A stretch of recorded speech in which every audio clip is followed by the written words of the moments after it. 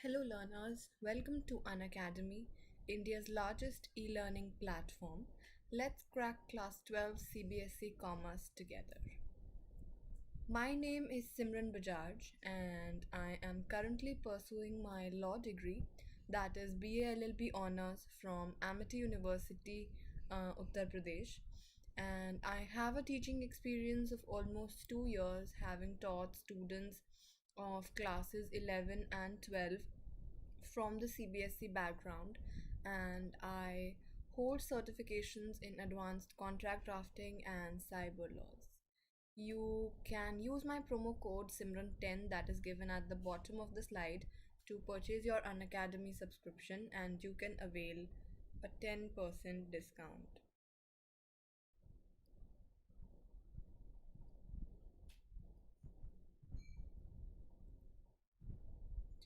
So I'll begin by telling you what an Unacademy subscription holds for you. So, an Unacademy subscription um, gives you access to unlimited live and recorded content, and you can crack your Class 12 CBSE with India's largest learning platform. So, what you get in our subscription is as an access to daily live classes wherein you can chat with your educator, you can engage in discussions, you can ask your doubts, and you can answer polls, all this while the class is going on. So, the class becomes very interactive. You can you can interact with your educator, you can clarify your doubts, so it gives you a very real time experience, right? Then when we talk about live classes and free live classes, what you also get in our subscription is free live classes. Now, for example, you purchase your subscription for business studies. What you will also get with your subscription is an access to other commerce subjects like um, English, accountancy, or be it economics. So you don't have to run anywhere for other classes, you get everything at one place. Then there are live tests and quizzes. Now, these tests and quizzes, they help you evaluate your preparation with our regular mock tests and quizzes, wherein you get a detailed analysis of your performance throughout.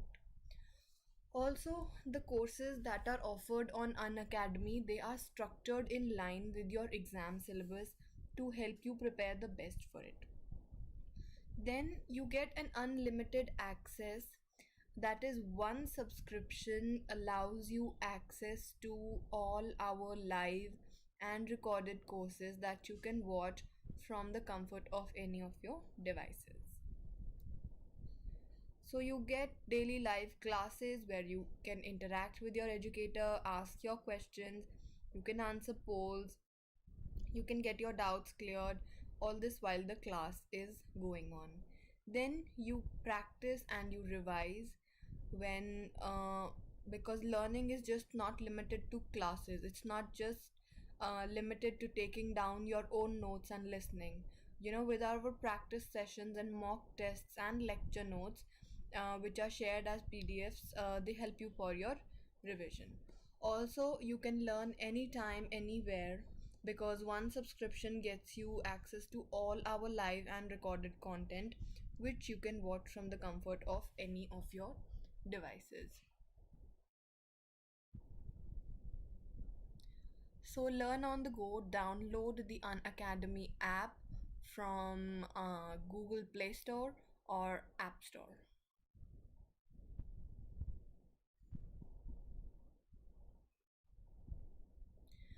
So, let's begin with today's lecture, guys.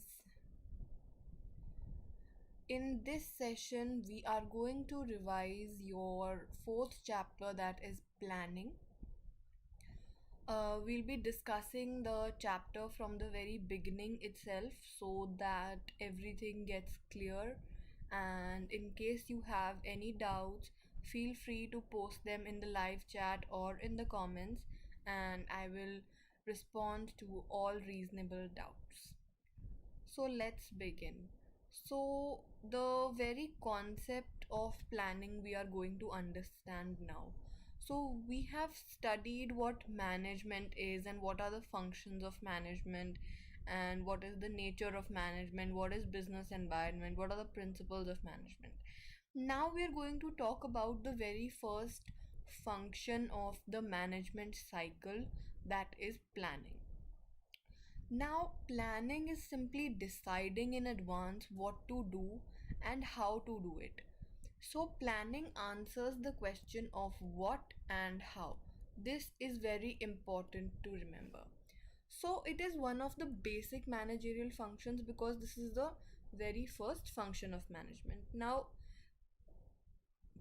it is said that before doing something, the manager should formulate an idea of how to work on a particular task.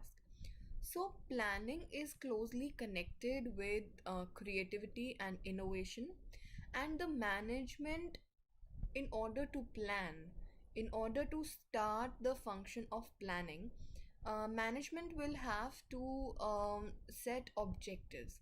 Only then will they know where they want to go. So, planning seeks to bridge the gap between where we are and where we want to go.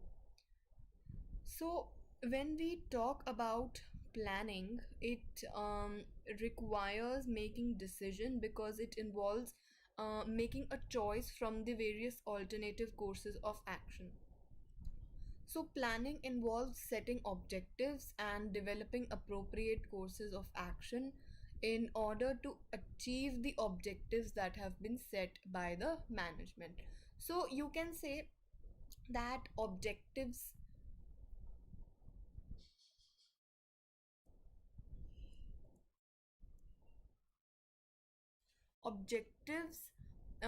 they play an important role for the management.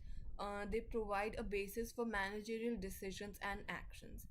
So, planning provides a rational approach for achieving the predetermined objectives, and all members, all employees, they need to work towards achieving organizational goals. These goals, they kind of set targets which need to be achieved against which the actual performance is measured. So, planning means setting objectives and setting targets and formulating a plan of action in order to achieve the predetermined goals or objectives. So it is concerned with both the ends and the means, that is, what is to be done and how it is to be done. So, when we talk about planning, the plan that is developed has to have a given time frame. So, time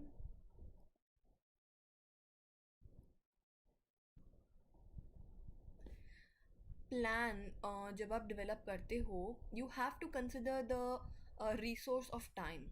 The plan that is developed is, it has to be framed, it has to be given a time frame. But you see, the time is very limited with any organization, so it needs to be utilized very judiciously. So if the time factor is not taken into consideration,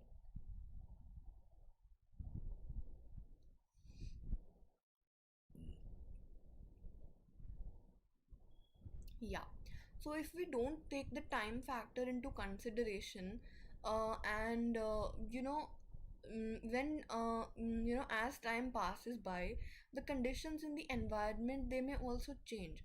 So all business plans will go waste if they do not take into consideration the time factor. So planning will be a futile exercise if it is not acted upon or implemented. So, considering the resource of time while planning is very important. Now, let's talk about the final definition of planning. You can note it down while I orate it. I'll tell you the definition.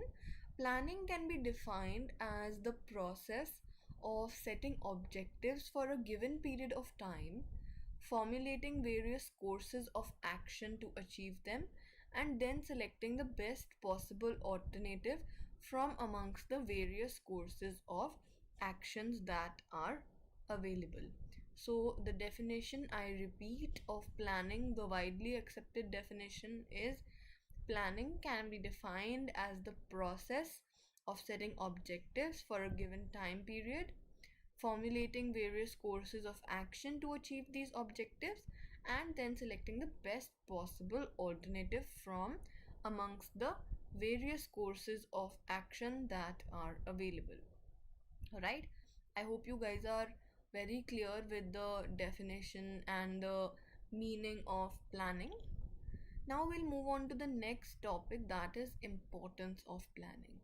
Now, when we talk about planning, we have seen that planning answers the question of how and when.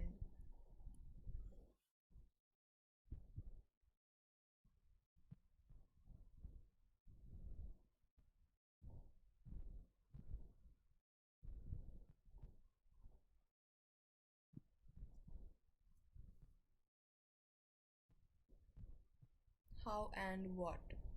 What needs to be done and how it needs to be done. So, planning is important because it tells us where we want to go,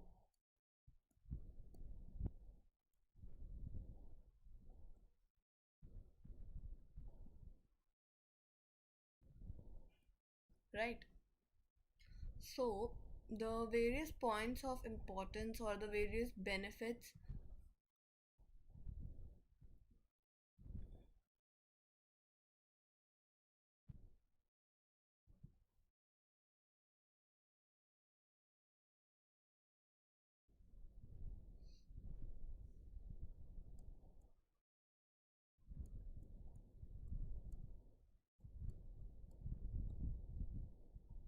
The benefits of planning are: one, that planning provides direction.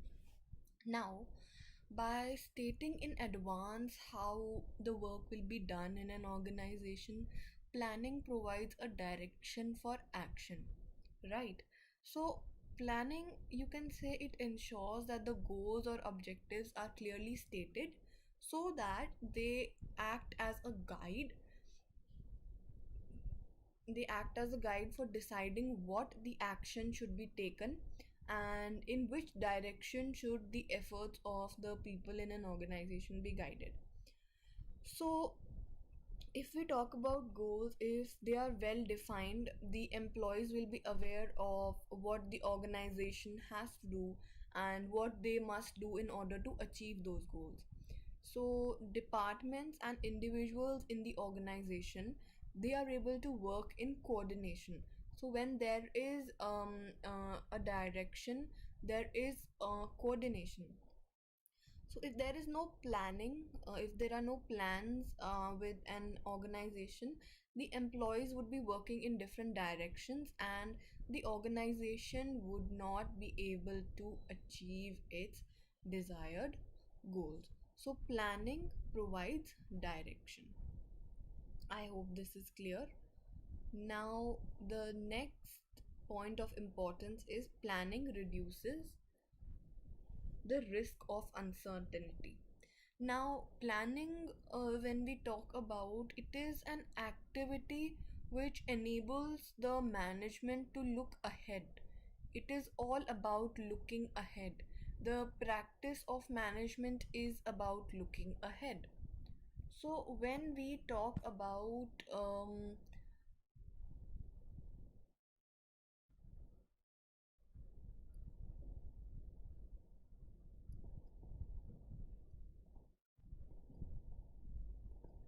right? So, planning is all about looking ahead and anticipating changes. So, by deciding in advance the tasks that have to be performed, the various activities that need to be undertaken, planning shows the way in order to deal with the changes and with the uncertain events.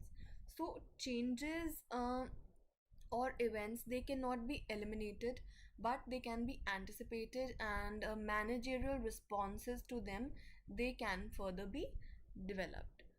So planning reduces the risk of uncertainty. I hope this point is clear.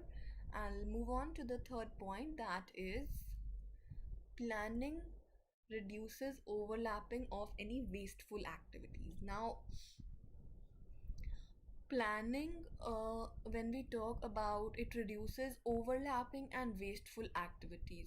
Now, if activities are well planned, obviously there will be no repetition in the activities, they will not overlap, right?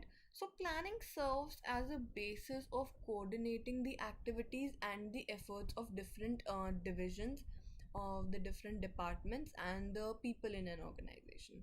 So it helps in avoiding any kind of confusion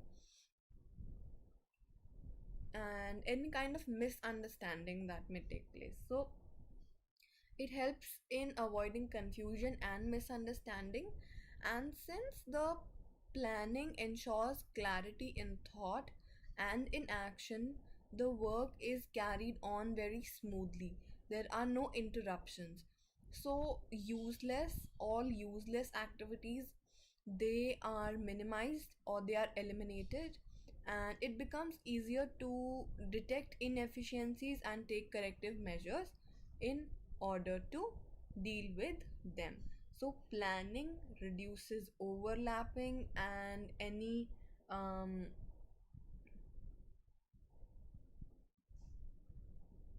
yeah, wasteful activities. Then planning promotes innovative ideas. Now, since planning is the first and very basic function of management, new ideas can take place, they can take shape of concrete plans. So it is said to be the most challenging activity for management, because the success of an organization is dependent on the planning itself. So when we talk about planning, it guides all the future action.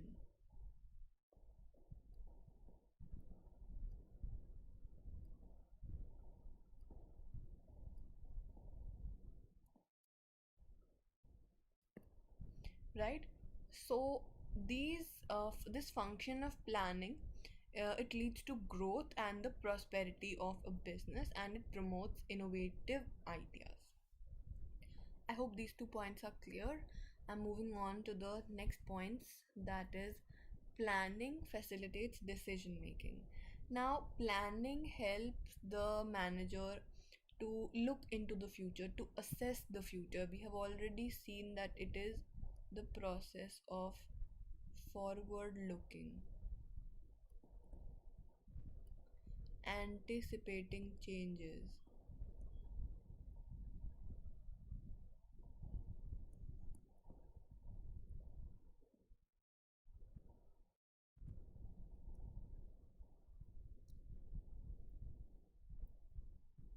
Sorry. Right. So this is what planning is associated with. So planning helps the manager to look into the future, and the management can make a choice from amongst the various alternative courses of action. And the management, it has to evaluate and weigh the pros and cons of every alternative, and then select the most viable proposition. So, planning involves decision making with respect to the alternative that needs to be adopted. It involves setting targets and predicting future conditions. And all this contributes to rational decision making. Right? This is clear. Then, moving on to the next point, planning establishes standards for controlling. Now, planning involves a setting of goals, and the entire management process is concerned with accomplishment of certain goals. So, through planning, organizing, staffing, and directing, these goals are ultimately achieved. So, when we talk of planning, planning provides the goals or the standards against which actual performance is going to be measured. So, by comparing actual performance, the current performance, with some standard, or measuring it with the goals that you want to achieve, um, by comparing the actual performance with the standards, management knows where they are actually going. And how do I explain it?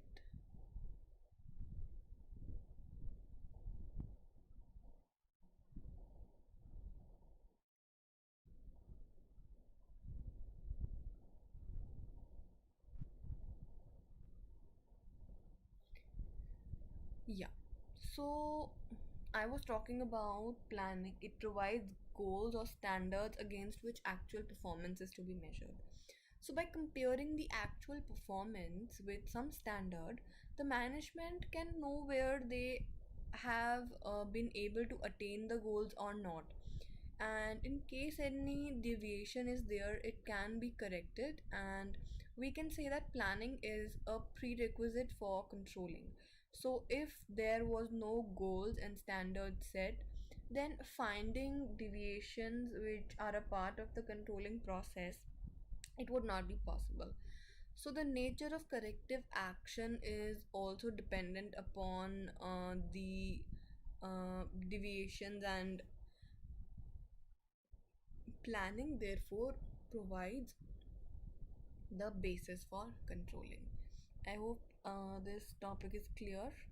I'll move on to the next topic, that is planning. Features of planning.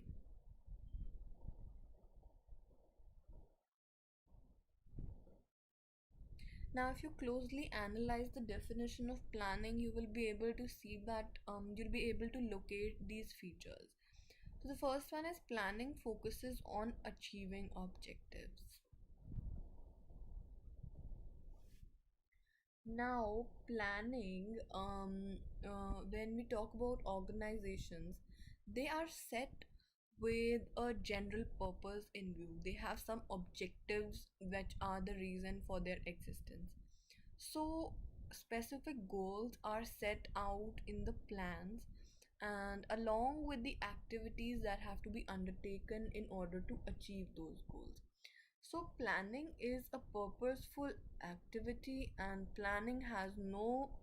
um, planning has no meaning if it does not, if it does not contribute to the achievement of the organizational goals. So, planning is purposeful,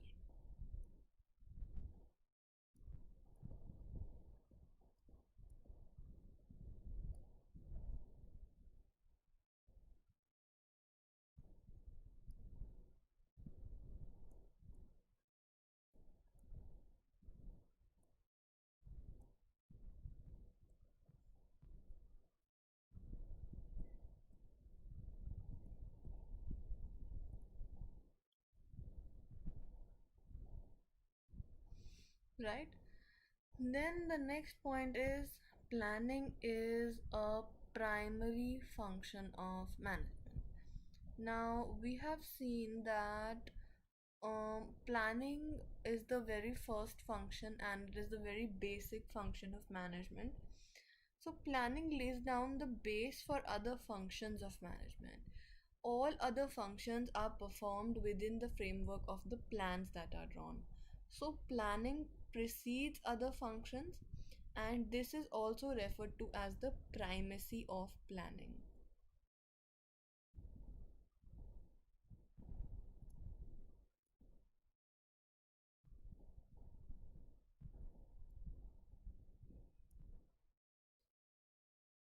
right?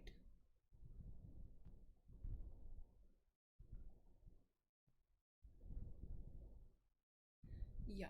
So the various functions of management, they are interrelated and equally important, but Uh, Planning is providing a base for all the other functions.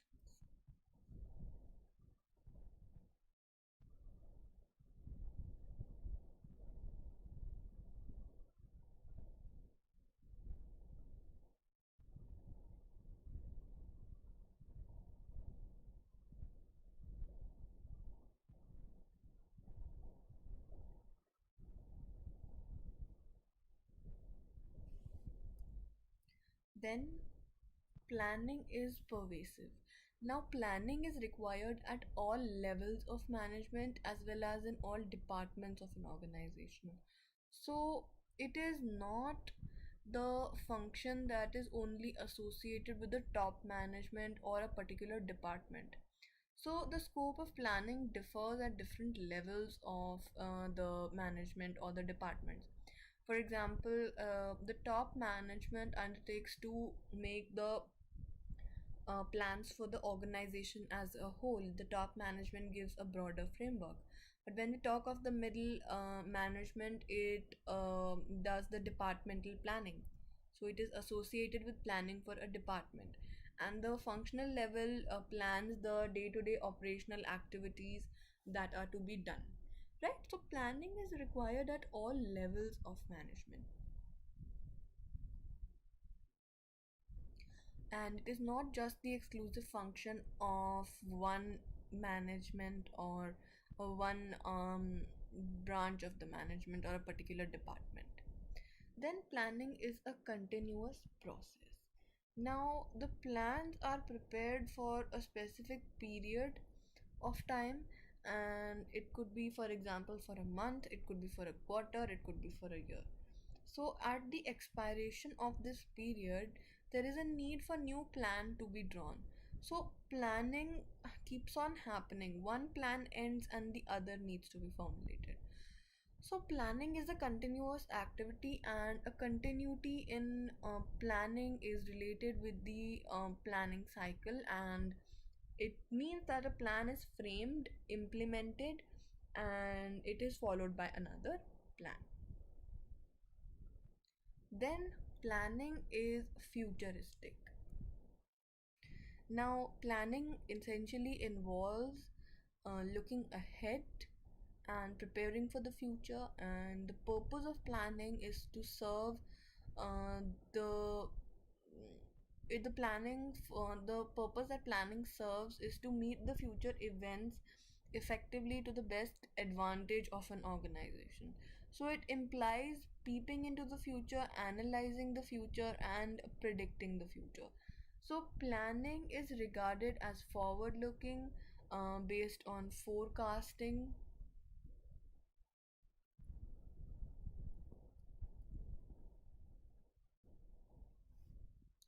And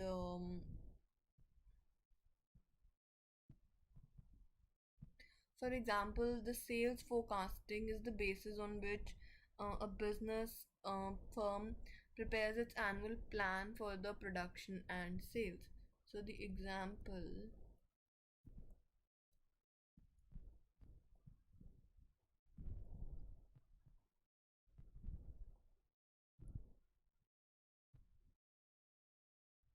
right? I hope this point is clear. Then the next point is planning involves decision making. Now, planning involves a choice from among the various alternatives and activities. So, if there is only one possible goal or one possible course of action, there is no need for planning because there is no choice. If there's no choice, there is no need for planning. So the need for planning arises only when the alternatives are available, and in actual practice the planning presupposes the existence of alternatives.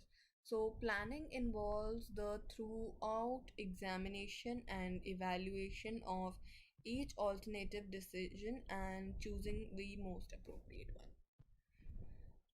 Then the last one is planning is a mental exercise. Now, when we talk of planning, planning requires the application of the mind, and it involves foresight an intelligent imagination, and a sound mm, judgment. And it is basically an intellectual activity of thinking rather than doing.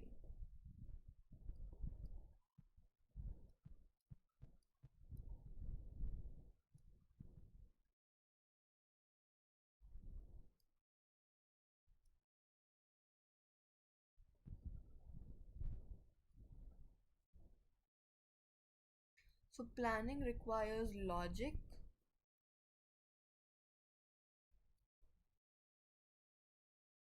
and systematic thinking rather than guesswork. So in other words, you can say thinking is the basis for planning.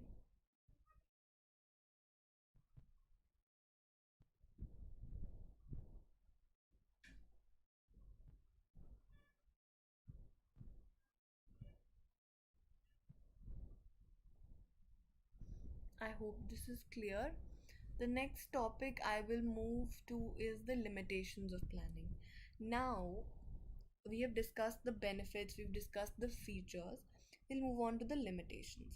Now, planning leads to rigidity.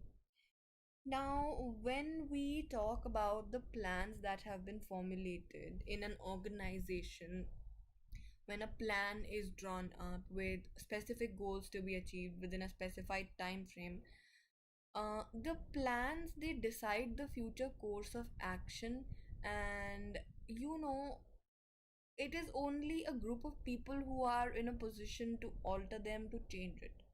So the employees and the managers in an organization are not in a position to change it. So this is creating a kind of rigidity in the plans, and it may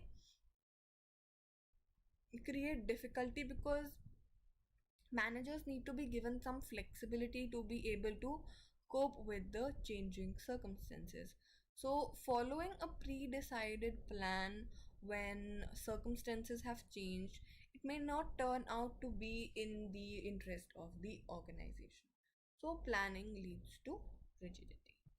Then, another limitation is planning may not work in a dynamic environment. Now, the business environment is dynamic, and we've seen that it is never constant, it is always changing. So, the environment consists of a number of factors like economic, political, physical, legal, and social dimensions, which are, they are subjected to constant change. So the organization has to constantly adapt itself to meet the changing requirements of the environment, and it becomes difficult to accurately assess what is going to happen in the future trends that are going to take place in the environment. For example, the economic policies can be modified, or the political conditions in a country they are not stable, or there is a natural calamity, etc. So all this affects your business. So competition in the market can also upset the financial plans, and the sales targets they may have to be revised, and cash budgets need to be prepared again. So planning cannot foresee everything, and there may be obstacles in the effective planning in case of a dynamic environment. Then the third one is planning reduces creativity. Now, planning is associated, it is an activity which is generally done in a very broad sense. It is done by the top management. So, usually, the other managers, the employees, they are just implementing these plans. So as a result, the middle management and the other managers, the other decision makers, they are not allowed to go here and there from the plans. They are not allowed to deviate, and nor are they permitted to act on their own. So much of the initiative or the creativity that is in them, it gets lost or it gets reduced. So, most of the time, employees do not even attempt to formulate the plans, they only carry out orders. So, planning in a way reduces creativity, and people tend to think along the same lines as others. So, there is nothing new or innovative about planning. Then, planning involves huge costs. When plans are drawn, they involve a huge amount of money that is being spent. So when we talk about your planning, it is generally seen that when plans are drawn, the huge cost is involved in their formulation, and these may be in terms of time and in terms of money. For example, checking the accuracy of the facts may involve a lot of time. Then detailed plans, sometimes they require scientific calculation to a certain facts and figures. So the costs that are incurred, sometimes they may not justify the benefits that are derived from the plans. There are a number of incidental costs which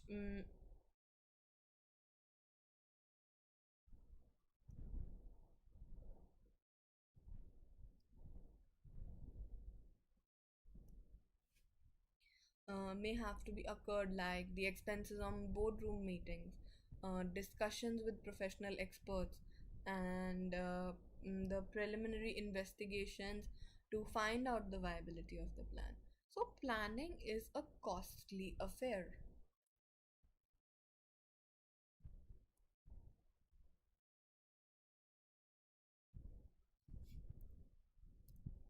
Then planning is a time consuming process, because planning involves so much discussion, so much deliberation.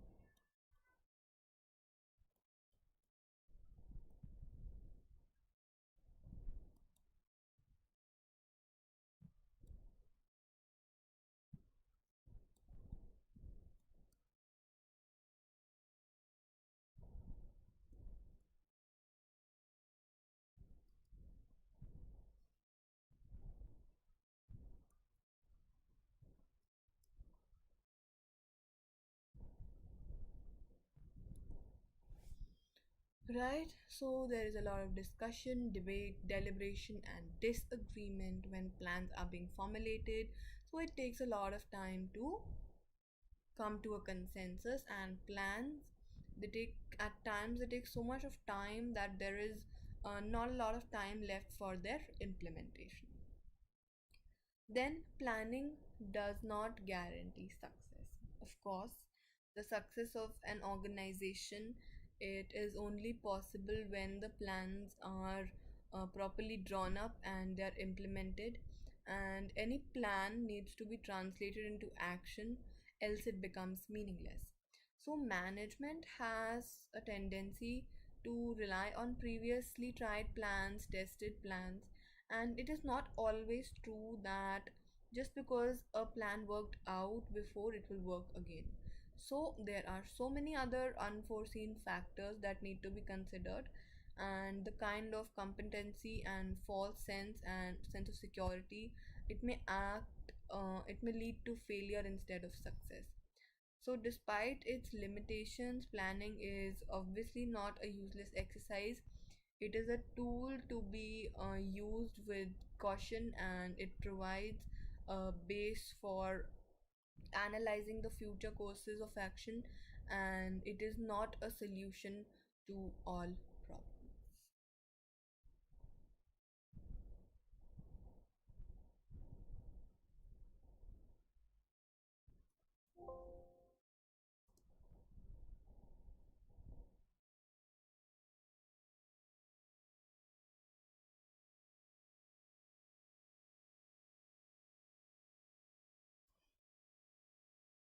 Then we will talk about the process of planning. So, the process of planning involves a setting of your objectives. It involves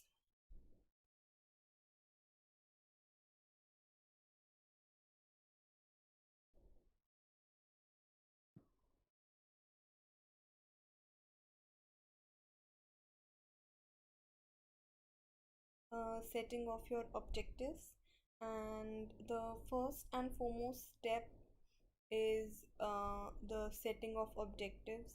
Now, it is said that every organization must have certain objectives, and the objectives may be set for the entire organization.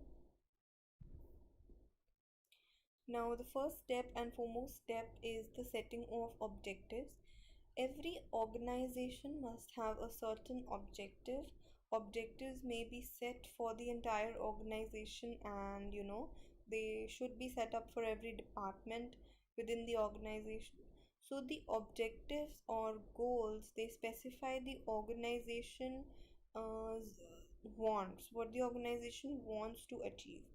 So, for example, it could mean an increase in sales by 20%, which could be the objective of the entire organization.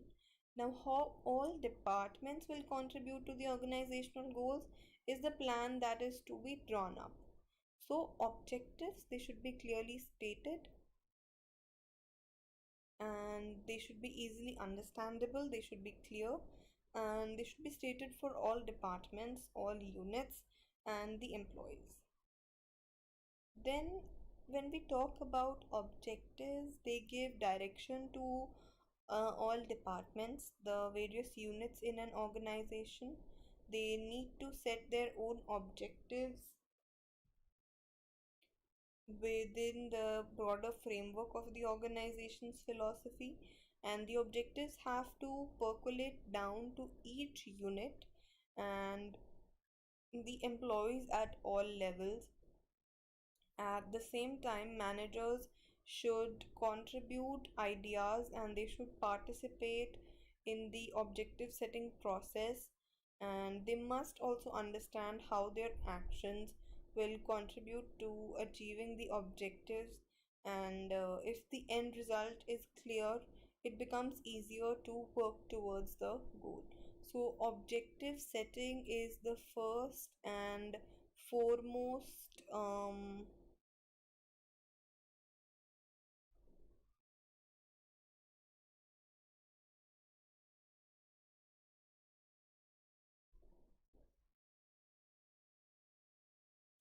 it is the first and foremost step in the process of planning.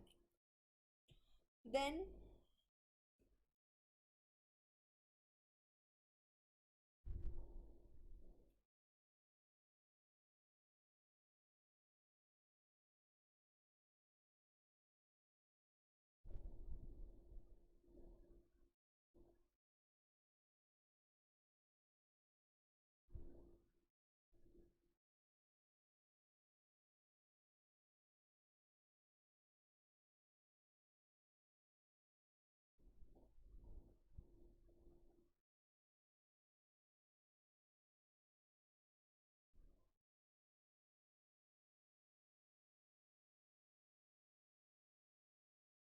your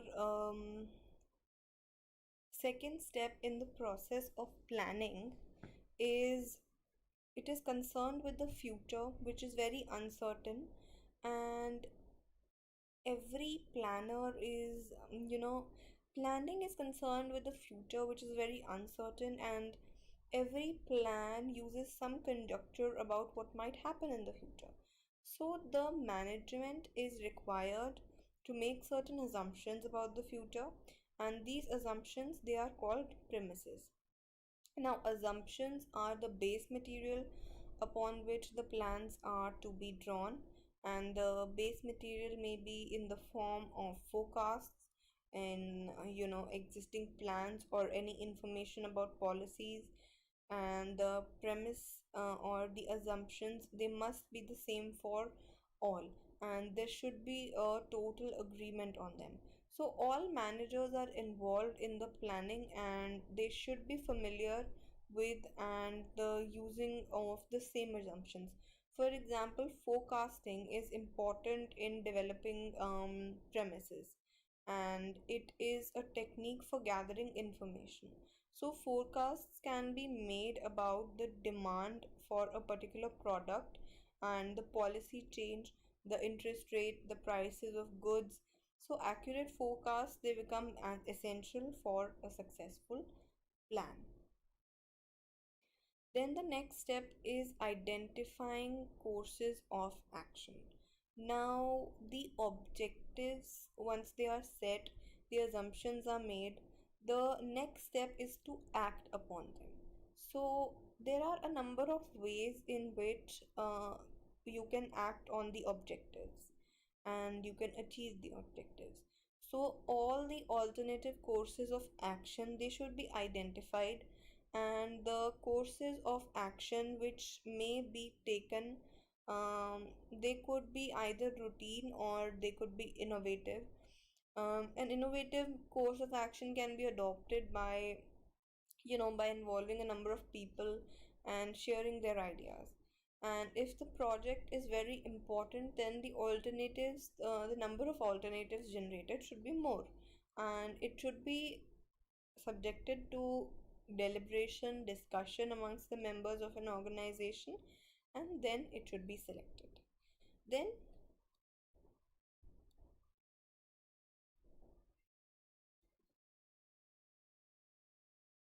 the next step is evaluation of the courses of action. Now, the next step is to weigh the pros and cons of each alternative. Each course will have a number of variables. It will have to be weighed against each other, and the positive and the negative aspects of each proposal, they need to be evaluated in light of the objectives to be achieved. So in case of, for example, financial plans, the um, risk return trade off is very common, and the more risky the investment, the higher are the returns it is likely to give. So, to evaluate such proposals, a detailed calculation of earnings, the calculation with respect to the interest, the taxes, the dividend, they are made and the decisions are taken, right? Then, accurate forecasts in conditions of certainty and uncertainty. Now, they become vital for assumption, and the alternatives, they need to be evaluated in light of their feasibility and consequences.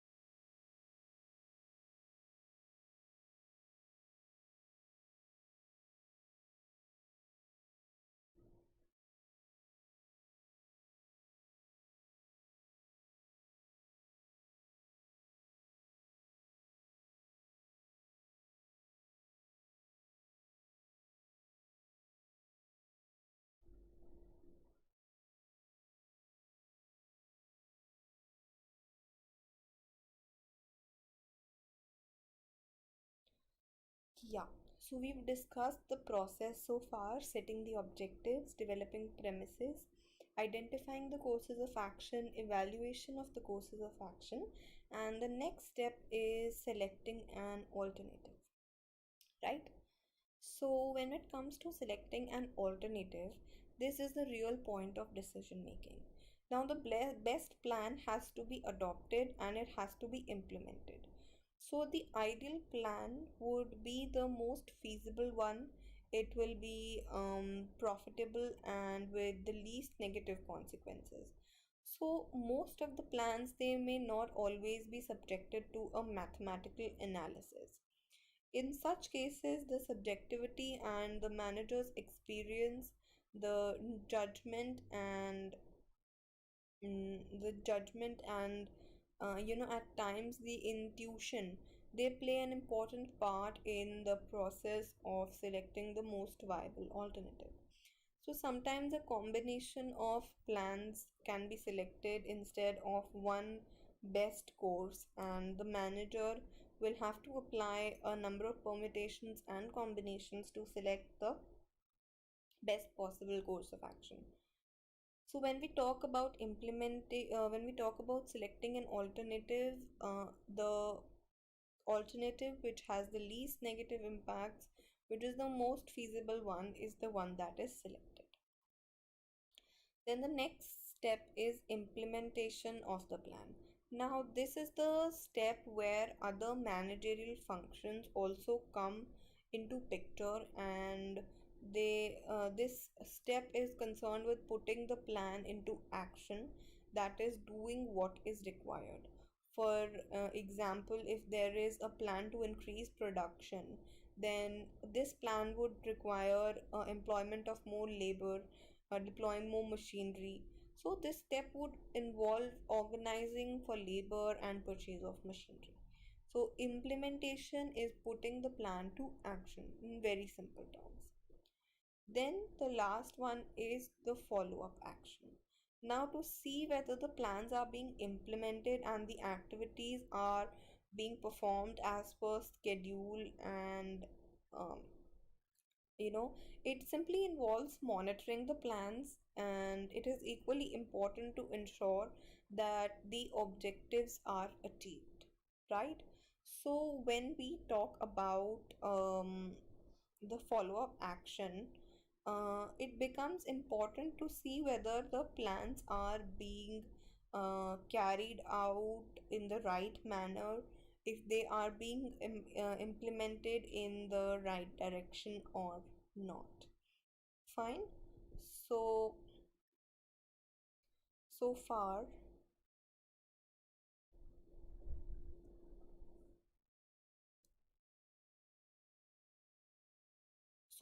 the topics that I have discussed with you are the concept of planning, the meaning of planning, features of planning.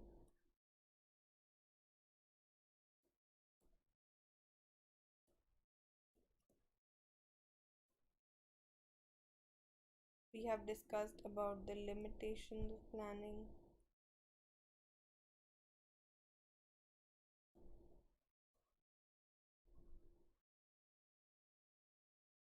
We have discussed about the importance of planning,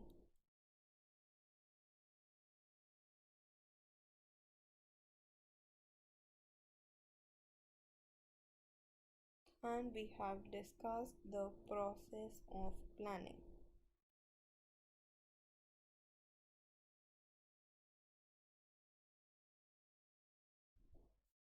The topic that is left with us is the types of plans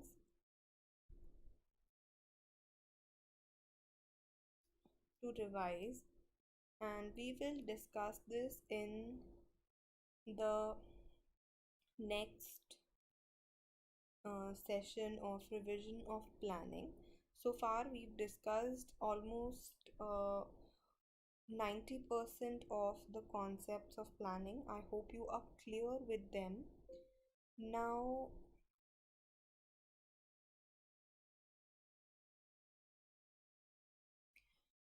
I will tell you the kinds of questions that you should expect from this chapter. Now, the questions that are asked from this chapter are application based questions.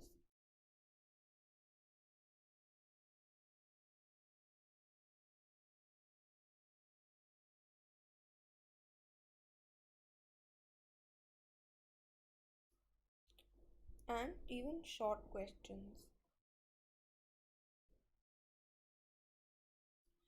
So, the case studies are long.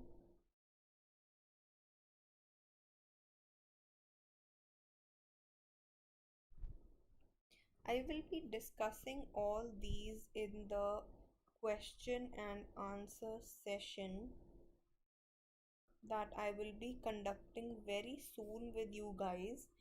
And you can I will it'll be very I'll appreciate it if you guys submit your questions, if you guys post your queries, and I will be very happy to answer all of them.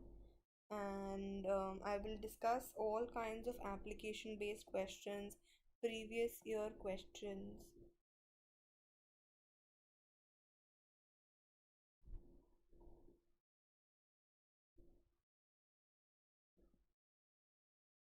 from this chapter, right?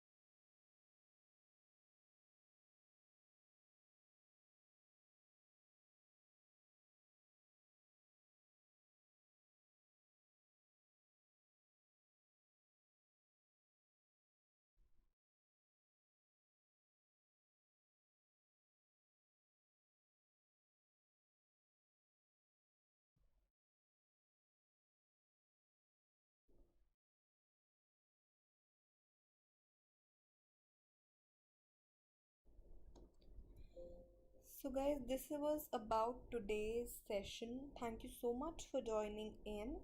And